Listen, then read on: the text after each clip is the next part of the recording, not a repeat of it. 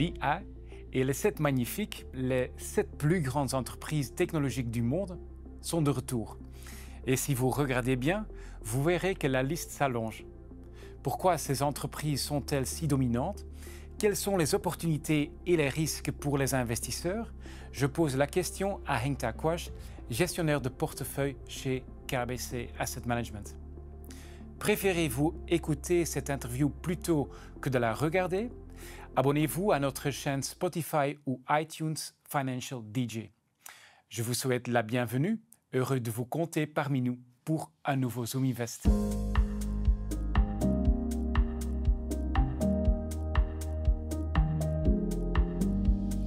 Bonjour Henk Ta, ravi de t'accueillir. Bonjour Marc.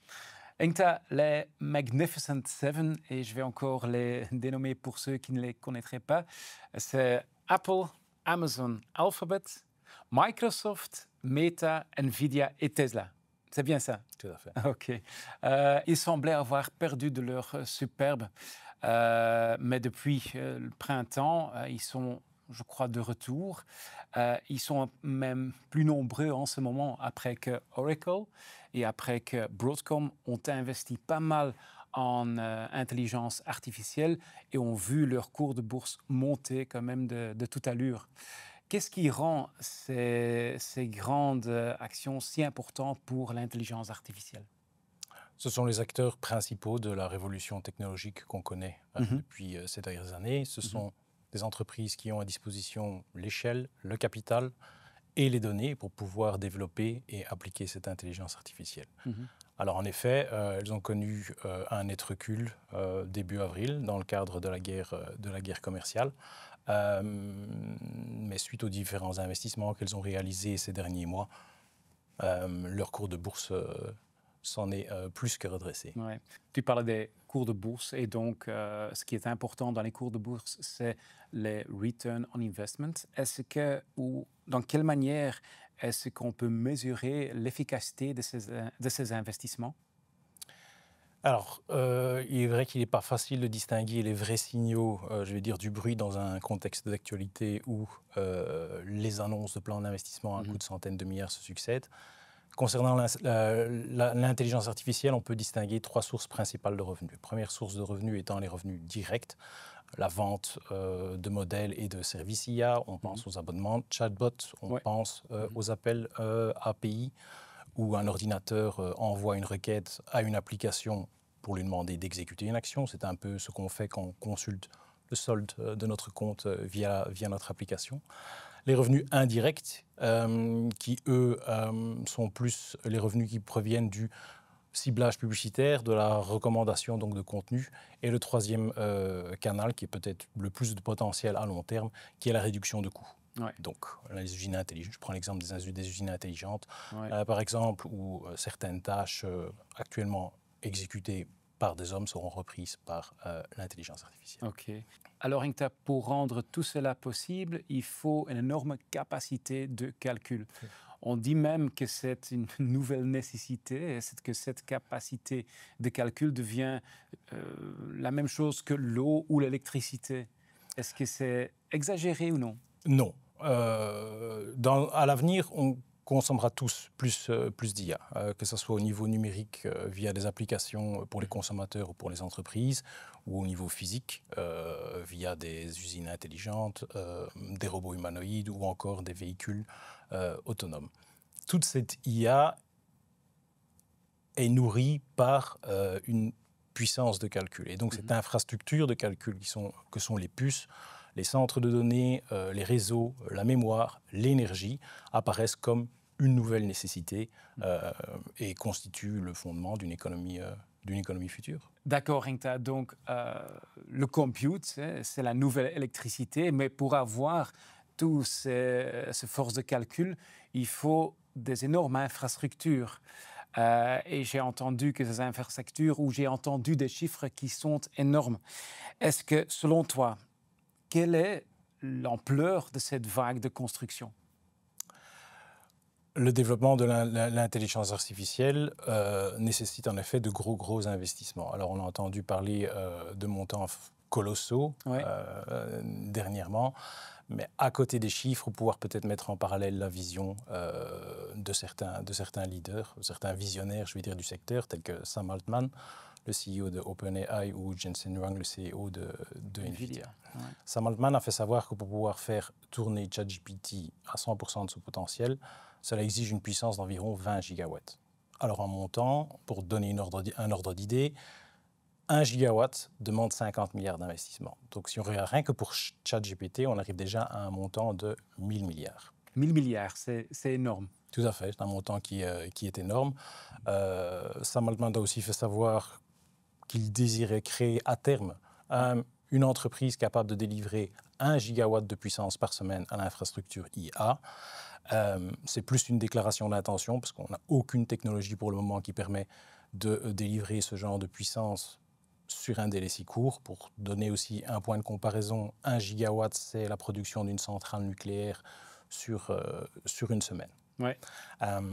Pour l'instant, OpenAI tourne pour l'année 2025, OpenAI tournera une consommation de plus ou moins 2 gigawatts sur l'année. Ils espèrent ou ils projettent d'augmenter ce potentiel de puissance jusqu'à 250 gigawatts d'ici 2033, ce qui est totalement pour l'instant impossible avec la technologie actuelle.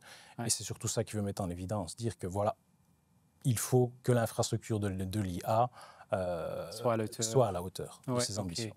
Mais 250 gigawatts, c'est énorme. Hein. Quand je regarde maintenant quelle est la capacité, et j'entends également qu'on est bombardé de différents chiffres.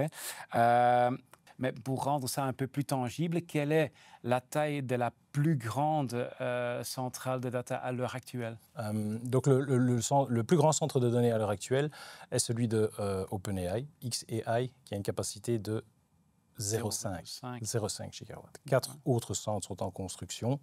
Un nouveau pour xAI, un pour Amazon, un pour Google et un pour Meta d'une capacité de 1 gigawatt. Oui, mais 1 gigawatt par rapport à 250 gigawatts, c'est une différence énorme. Il est clair qu'il y a encore du chemin à parcourir. C'est pour ça que M. Wang, donc le CEO de NVIDIA, a annoncé qu'il faudrait encore 3 à 4 000 milliards d'investissements par an jusqu'en 2030 pour arriver à un tel résultat. Ouais. M. Bezos se prend même à penser que d'ici 15 ou 20 ans, les centres de données seront peut-être spatiaux et alimentés par de l'énergie solaire. Ouais. Merci Hamza. Avec ces informations en tête, ça rend les chiffres plus tangibles pour les investisseurs, hein, mais ils sont toujours incroyables, je dirais. Les ambitions sont vraiment vertigineuses. Tout à fait, mais ce ne sont que des ambitions. Il faut bien se dire que voilà, mais ça traduit l'ordre de grandeur dans laquelle, je vais dire, ces leaders s'inscrivent. Ce ne sont pas des montants qui sont arrêtés. Mais de toute façon, il y a encore la question de financement qui va payer tout cela. Dans quelle mesure est-ce que ces plans sont réalistes? Ces leaders, ces visionnaires partent du principe que dans un futur proche, tout le monde sera dépendant à l'IA et que ça gérera donc des revenus colossaux, ce qui permettra des investissements de cette taille-là. On ne peut pas leur en vouloir. Hein. Il y a un flot d'accords et d'intentions qui ont été signés ces derniers mois, non? Tout à fait. OpenAI a annoncé toute une série de partenariats avec des partenaires aussi bien du monde coté et non coté, des entreprises technologiques, mais aussi des acteurs du cloud. Hein, le deal avec Oracle, un deal avec AMD, SoftBank, CoreWeave, etc. Oui. En effet. En effet, Enkta, et on ne peut pas dire que ces accords et ces deals sont passés, comment dirais-je, inaperçus ces derniers mois. Hein. Maintenant, pour toi, quel est l'accord qui t'a le plus frappé ces derniers mois, ces dernières semaines? L'accord qui est certainement pas passé inaperçu, c'est celui donc entre OpenAI et Oracle. Donc OpenAI a passé une commande de capacité à Oracle pour un montant total de 300 milliards, étalé sur 5 ans.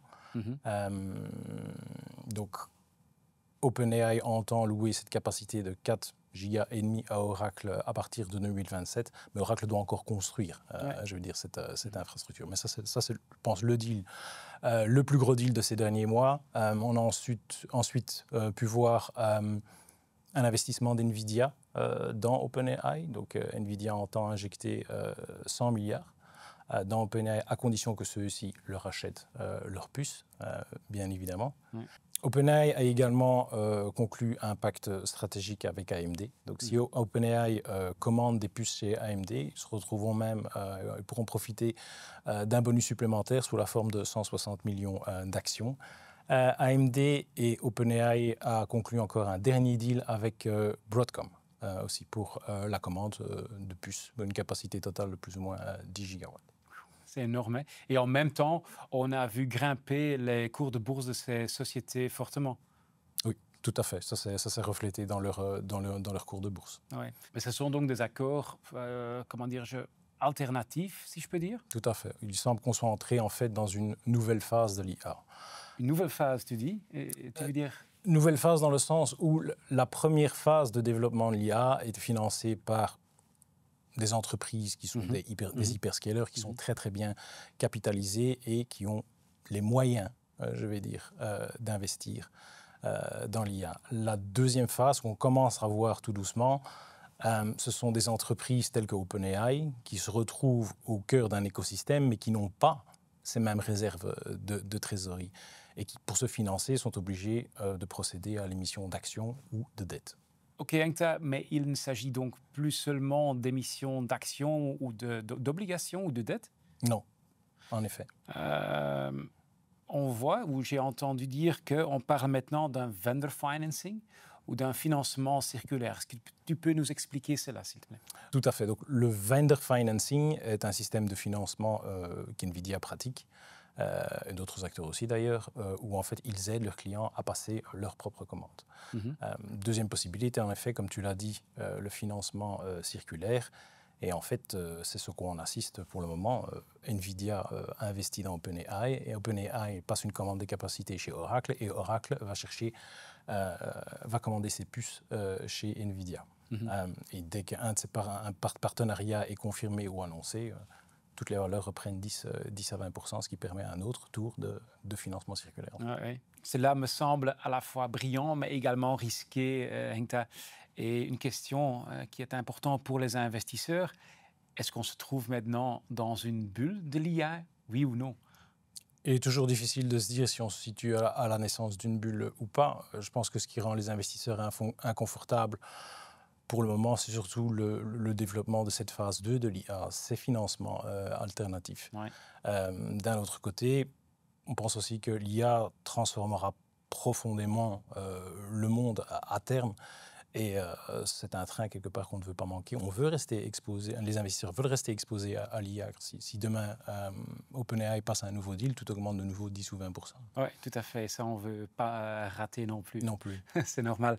Alors, d'un côté, on voit les optimistes et d'autre côté, les pessimistes. Commençons par les arguments des pessimistes. Qu'est-ce qu'eux ils disent? Je pense qu'un premier argument pour la bulle en ce moment, c'est le coût d'investissement. Voilà, les sommes qui sont engagées sont colossales. Donc évidemment, on s'attend à ce que la croissance des revenus puisse suivre. Mais si cette croissance des revenus devrait décevoir, il y aurait un problème. Ouais. On fait souvent aussi le parallèle avec la bulle Internet des années 2000. On a vu beaucoup de sociétés disparaître, d'autres qui ont émergé et qui sont toujours là, hein, Microsoft, Amazon. Un autre argument pourrait être aussi le rythme à laquelle les puces sont produites, parce que la plupart des puces sont produites chez TSMC, et donc le développement de ces centres de données dépend aussi du rythme auquel TSMC peut honorer ses commandes. Ok, très bien. Et d'autre côté, il y a les optimistes. Quels sont les arguments plutôt pour les optimistes pour dire que ça peut continuer? Les optimistes pensent qu'il n'y a pas de bulle dans le sens où ce développement d'IA est fait par des hyperscalers qui sont très bien capitalisés, qui ont les moyens. Pense aussi que le fait que la production de puces soit aussi dépendante de TSMC est aussi un point positif à envisager, car ça peut déterminer le rythme de développement de l'évolution de l'IA et éventuellement freiner les éventuels excès. Au niveau du financement, ces financements alternatifs, M. Huang a déjà été interrogé au sujet. Ouais. Il nie avoir injecté de l'argent dans des modèles économiques dangereux. selon lui, il donne juste un petit coup de pouce, je vais dire, à des entreprises prometteuses. OK. Quand on regarde les études et les projections actuelles, une récente étude de JP Morgan montre que la croissance du chiffre d'affaires de OpenAI, 300% donc cette année, ce qui est déjà pas mal, pourrait atteindre les 170 milliards d'ici 2030. 170 milliards, c'est un montant qui est colossal, mais si on met ça en parallèle avec les investissements qui doivent être réalisés, ça soulève une certaine interrogation. Alors, verdict final, Henkta, j'insiste, est-ce qu'on est dans une bulle, oui ou non? Nous pensons qu'on est au commencement d'une bulle. Au commencement, oui. Au commencement. Ce qu'il faut savoir, c'est que la bulle peut encore gonfler très longtemps, je vais dire, avant d'éclater. Oui, mais alors intéressant pour l'investisseur est de savoir où on doit investir, quelles sont les opportunités dans ce monde de l'IA et où se trouvent les risques. La manière la plus directe de s'exposer au thème de l'IA est le secteur technologique. Néanmoins, l'IA a aussi un impact sur toute une série de secteurs tels que l'automobile, la santé, la vente au détail, l'énergie. Donc il y a différentes manières de jouer le thème de l'IA.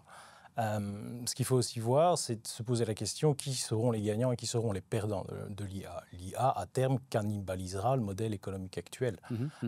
Et pouvoir identifier les perdants est aussi une chose à faire. Oui, tout à fait. Alors, dernière question, Henkta, sur notre stratégie d'investissement, et c'est bien concrète. Comment est-ce que nous intégrons l'IA dans notre stratégie d'investissement? On a toujours une surpondération aux actions technologiques, malgré qu'on ait quand même diminué légèrement l'exposition, vu les rallyes qu'on a pu connaître ces derniers mois. Mais toujours surpondéré. Ok, c'est clair. Henkta, merci beaucoup. Si je peux, je vais essayer de résumer notre conversation en trois points, en fait. Un, l'IA génère des variétés de revenus et ces revenus, ils augmentent encore et ces revenus sont donc nécessaires pour les investissements dans l'infrastructure de l'intelligence artificielle. D'autre côté, les grands visionnaires de l'IA ont des ambitions très élevées et donc ces investissements dans cette infrastructure sont nécessaires et passent dans leur vision future. Alors la grande question reste, est-ce qu'on est dans une bulle IA, oui ou non? Et j'ai appris qu'il y a des éléments positifs, des éléments négatifs, des avis différents, mais dans notre stratégie, nous sommes vigilantes et nous gardons la tête froide, je dirais, en ajustant activement si nécessaire. Est-ce que j'ai bien récapitulé notre conversation? Tout à fait, Marc. Ok, merci. Il me reste qu'à te remercier pour tes bonnes explications. Merci beaucoup. De rien. C'est tout pour cette fois. Merci d'avoir été avec nous. On se donne rendez-vous le mois prochain pour un nouveau Zoom Invest.